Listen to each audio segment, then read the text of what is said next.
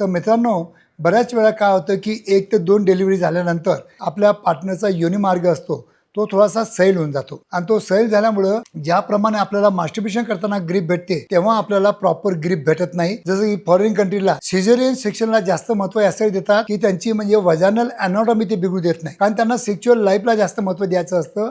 पण आपल्या इथं उलट आहे की आपल्या इथं वजानल डिलिव्हरीला आपण जास्त महत्व देतो आणि सिझेरियन म्हटलं की आपल्याला खूप जीवावर येतं आणि सिझेरियन म्हटलं की आपल्याला थोडासा कंटाळा करतो आणि सिझेरियन सेक्शन आपण करू देत नाही. हे सैल झालेला मार्ग विदिन अ स्पॅन ऑफ डिलिव्हरीच्या 1 ते 2 महिन्यामध्ये कंटिन्यू म्हणजे डिलिव्हरी झाल्यापासून तर 2-3 महिने जर किगल एक्सरसाइज जर केलं, मी आता किगल एक्सरसाइज बरोबर सांगितलंच आहे तुम्हाला की गुरुद्वाराचे मसल आत ओढायचे आहेत, सोडायचे आहेत, गुरुद्वाराचे मसल आत ओढायचे आहेत, सोडायचे आहेत. तर हा जो सैल योनी मार्ग झालेला असतो हा थोडा किगल एक्सरसाइजनं टाईट होतो. किंवा तुम्ही कोणतेही फ्लोअरचे किगल एक्सरसाइज पण करू शकतात. ते आपल्या यूट्यूबवर भरपूर किगल एक्सरसाइज दाखवलेले आहेत. कोणतेही एक एक्सरसाइज तुम्ही त्याच्यातला निवडू शकता.